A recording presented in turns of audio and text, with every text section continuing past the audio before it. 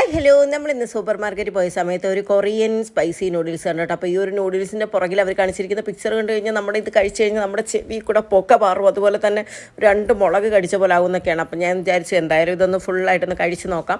അപ്പോൾ ഇതിനകത്ത് ഒരു സെറ്റ് നൂഡിൽസും അതുപോലെ തന്നെ 2 പാക്കറ്റ് പൗഡറും ഒക്കെയാണ് കേട്ടോ ഉണ്ടായിരുന്നത്. അപ്പോൾ ഞാൻ തിളച്ചുകൊണ്ടിരിക്കുന്ന വെള്ളത്തിലേക്ക് നൂഡിൽസ് ഇട്ടു. അതിനുശേഷം ഫസ്റ്റത്തെ പൗഡർ എന്ന് പറയുന്നത് പൗഡർ ആയിരുന്നില്ല കേട്ടോ, അത് വെജിറ്റബിൾസ് ആയിരുന്നു. ഡ്രൈ ആയിട്ടുള്ള കുറച്ച് വെജിറ്റബിൾ പീസുകളൊക്കെ ആയിരുന്നു കേട്ടോ. പിന്നെ ഉണ്ടായിരുന്നായിരുന്നു കേട്ടോ ശരിക്കുള്ള പൗഡർ. അപ്പോൾ ഞാൻ വിചാരിച്ചു ആ ഒരു പൗഡർ ഫുള്ളായിട്ട് അങ്ങ് ഇട്ട് കൊടുത്തു കേട്ടോ. അപ്പോൾ അത് ഇട്ട സമയത്ത് പെട്ടെന്ന് അങ്ങ് റെഡ് കളർ. അപ്പോൾ ഈ ഒരു കളർ കാണുമ്പോൾ തന്നെ നമുക്കറിയാം നല്ല എരിവായിരിക്കും. അപ്പോൾ ഞാൻ വേഗം വേണ്ടിയിട്ട് കുറച്ച് വെള്ളം കൂടെ ഒഴിച്ചു കേട്ടോ.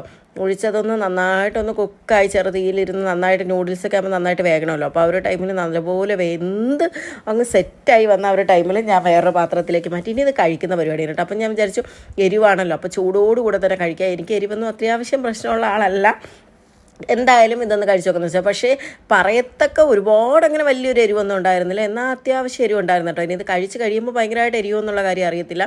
പിന്നെ നല്ല മുളകിൽ കുടമ്പുളി ഇട്ട് വെച്ച മീൻകറിയും കപ്പയൊക്കെ കൂട്ടി കഴിക്കുന്നത് ഞങ്ങൾക്ക് കോട്ടയംകാർക്ക് ഇതൊന്നും ഒരു വലിയ പുതുമയുള്ള കാര്യമൊന്നും അല്ല കേട്ടോ. അപ്പോൾ എന്തായാലും കഴിച്ചു, എനിക്കിഷ്ടപ്പെട്ടു, നല്ല രുചി ഉണ്ടായിരുന്നു. പക്ഷേ വലിയ പറയത്തക്ക ഒരു എരിവൊന്നുമില്ല, പക്ഷേ നല്ല രുചി ഉണ്ടായിരുന്നു കേട്ടോ. അപ്പോൾ ഓക്കെ, ടാറ്റാ ബൈ ബൈ.